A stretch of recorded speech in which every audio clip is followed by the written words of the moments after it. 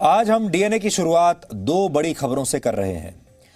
एक है भारत के लिए कुर्बानी देने वाले तिब्बत के एक जवान की अंतिम विदाई, और दूसरी बड़ी खबर है मिसाइल टेक्नोलॉजी में भारत की एक बहुत बड़ी कामयाबी। लेकिन आज आपको यह तय करना है कि आप कौन सी खबरों को देखना चाहते हैं। आपके लिए ये दोनों खबरें जरूरी हैं, या फिर सबसे पहले आप ये देखना चाहेंगे कि मुंबई की फिल्म इंडस्ट्री में ड्रग रैकेट कहां कहां चल रहा है, कौन कौन ड्रग्स ले रहा है। अब आपको तय करना है। लेकिन अगर आप हम पर छोड़ें तो हम इस खबर से शुरुआत करना चाहते हैं। हम बात करना चाहते हैं तिब्बत के उस जवान की जिसे आज अंतिम विदाई दी गई।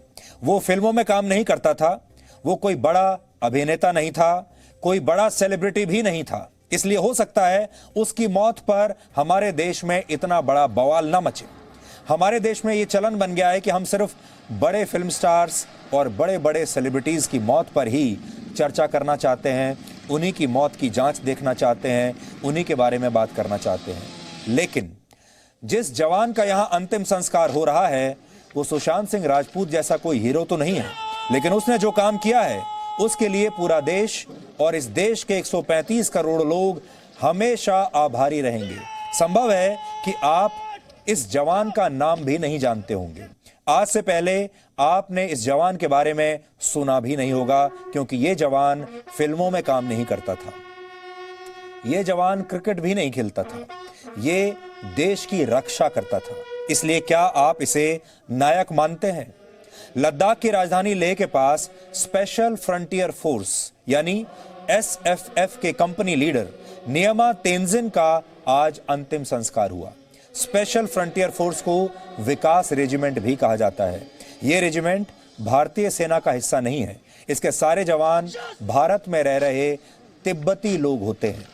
29 और 30 अगस्त की रात हुई सैनिक कार्रवाई में नियमा तेंजिन शहीद हो गए थे। वही कार्रवाई जो हमने चीन के खिलाफ की थी। लद्दाख के पेंगोंग लेक के दक्षिणी इलाके में चीन की सेना के साथ हुए संघर्ष में इस जवान ने भारत के लिए, भारत के लोगों के लिए सर्वोच्च बलिदान दे दिया। और आज पूरे सैनिक सम्मान के साथ इस बहादुर जवान को विदाई दी गई। आप भी इन तस्वीरों को देखिए और हम चाहेंगे कि आप भी दिल से इस जवान को सलाम कीजिए।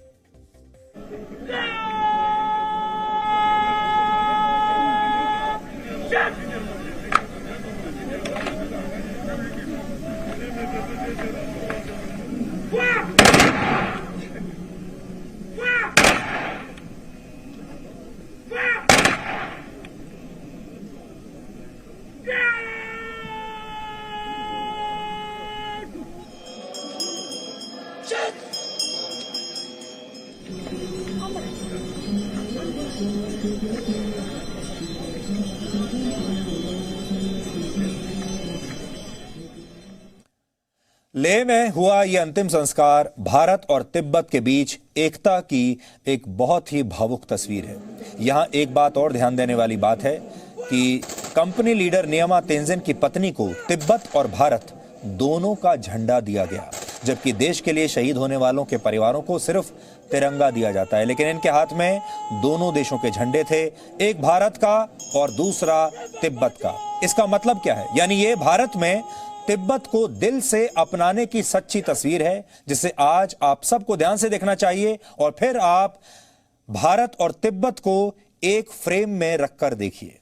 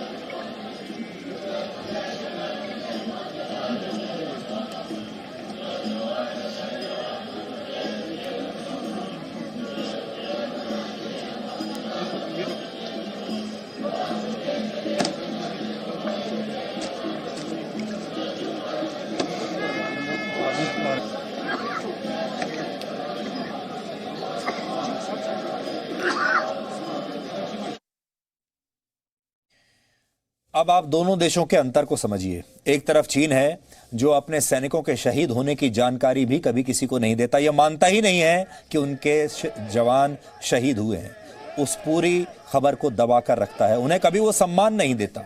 और दूसरी तरफ भारत है जो तिब्बत को मातृभूमि मानने वाले एक बहादुर सैनिक को भी सम्मान के लिए इतने शानदार तरीके से विदाई देता है। यानी भारत सिर्फ भाई भाई के नारे में यकीन नहीं रखता, सिर्फ भाई भाई के नारे नहीं लगाता, बल्कि तिब्बत को अपने भाई की तरह पूरा सम्मान देकर अपना कर्तव्य भी निभाता है। विकास रेजिमेंट एक सीक्रेट फोर्स मानी जाती है और आज हुए इस सैन्य सम्मान को आप नए भारत की रणनीति और नए भारत की पॉलिसी में एक बड़े बदलाव का संकेत मान सकते हैं। कंपनी लीडर तेंजिन लेह के पास एक तिब्बती शरणार्थी कॉलोनी में बड़े हुए हैं, ये यहीं रहते थे। तिब्बत से आए ऐसे शरणार्थियों के लिए चीन से बड़ा दुश्मन कोई और नहीं, इसलिए भारत और तिब्बत दोनों के लिए इस समय दुश्मन नंबर 1 है चीन। और चीन एक ऐसा देश है जिसने भारत और तिब्बत को अब और भी करीब ला दिया है। इसलिए चीन की सेना से लड़कर बलिदान देने वाले तेंजिन को विदाई देने के लिए आज पूरा लेह मानो ठहर सा गया। अंतिम संस्कार के समय वहां पर बौद्ध प्रार्थनाओं के साथ भारत का राष्ट्रगान भी गूंज रहा था। आज शहीद तेंजिन के अंतिम संस्कार के दौरान वहां लगातार भारत माता की जय और तिब्बत देश की जय के नारे लग रहे थे। ये चुभने वाले नारे सुनकर चीन आज और भी ज्यादा परेशान हो गया होगा। भारत माता की जय, तिब्बत देश की जय, तिब्बत देश की जय, तिब्बत देश की जय। विकास रेजिमेंट जिंदाबाद, विकास रेजिमेंट जिंदाबाद, विकास रेजिमेंट जिंदाबाद। We salute, we salute, we salute, we Повнima Дети, Повнima Дети, Повнima Дети।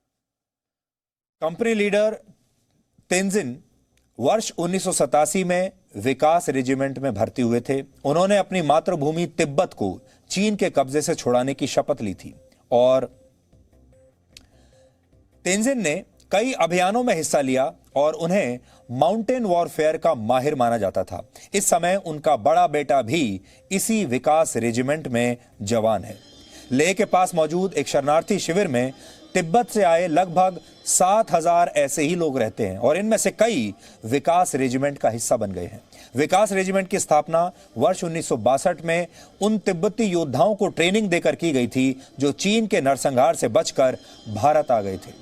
हमारे देश में पहले कभी भी विकास रेजिमेंट के बारे में खुलकर बात नहीं होती थी, लेकिन तेंजिन की शहादत के बाद इस फोर्स का नाम आजकल सबकी जुबान पर है। विकास रेजिमेंट ने 29 और 30 अगस्त की रात को चीन को एक बड़ा रणनीतिक नुकसान पहुंचाया था। भारतीय सेना ने उनकी मदद से ऐसे कई इलाकों पर अपना कब्जा जमा लिया जहां वो वर्ष 1962 की लड़ाई के बाद से अब तक कभी नहीं गई थी। इसका असर अब चीन के राष्ट्रपति शी जिनपिंग तक पहुंच रहा है।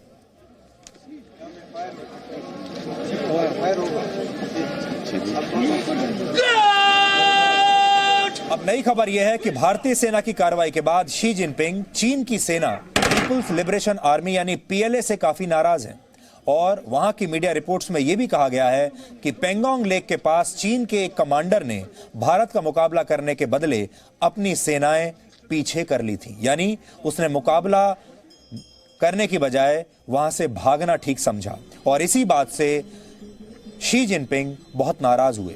कुल मिलाकर इसी वर्ष जून में गलवान घाटी के बाद चीन को पेंगोंग घाटी में यह दूसरा बड़ा सबक मिला है।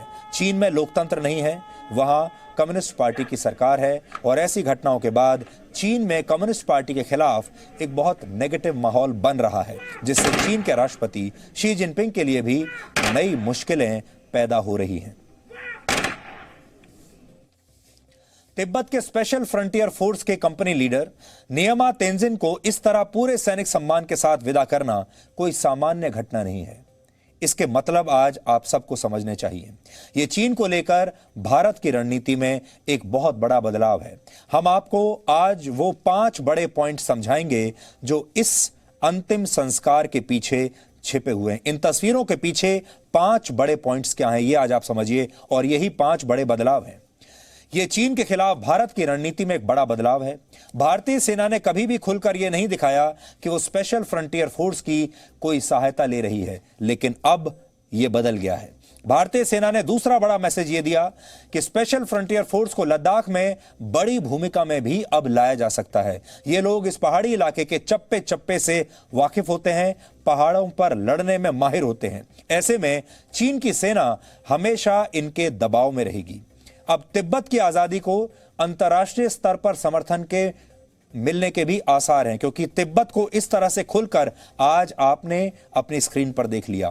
तिब्बत के शरणार्थियों की आवाज अब तक सामने कभी नहीं आती थी। भारत के समर्थन के बाद दूसरे देश भी अब तिब्बत को अपना समर्थन दे सकते हैं। तिब्बत पर वर्ष 1950 में चीन ने कब्जा कर लिया था। 70 वर्षों के बाद पहली बार तिब्बत के लोगों को उनका देश आजाद होने की अब थोड़ी सी संभावना दिखाई दे रही है। भारत के इस सम्मान के बाद तिब्बत के शरणार्थियों से हमारे रिश्ते और मजबूत होंगे। और अब तक भारत ने चीन पर दबाव बनाने वाले मुद्दे कभी भी नहीं उठाए थे, अंतर्राष्ट्रीय स्तर पर नहीं उठाए थे, जिनमें तिब्बत भी एक मुद्दा है। अब संभावना है कि भारत ताइवान के मुद्दे पर भी अपना पक्ष स्पष्ट कर दे। अभी तक ताइवान के मामले पर भारत नहीं बोल पाया है, कुछ भी कभी बोला नहीं है, लेकिन आज हम ये कहेंगे कि भारत को तिब्बत की आजादी का मामला भी अब खुलकर अंतर्राष्ट्रीय स्तर पर उठाना चाहिए और भारत को ताइवान का मामला भी खुलकर उठाना चाहिए। और जब ये दोनों मामले उठेंगे तो फिर भारत को हांगकांग की स्वायत्तता के मामले में भी खुलकर अब आवाज उठानी चाहिए। इसलिए 3 पॉइंट, तिब्बत, हांगकांग और ताइवान। तिब्बत के बारे में आज भारत ने लोगों को, दुनिया को अपना रुख बता दिया। ये एक बहुत बड़ा बदलाव है।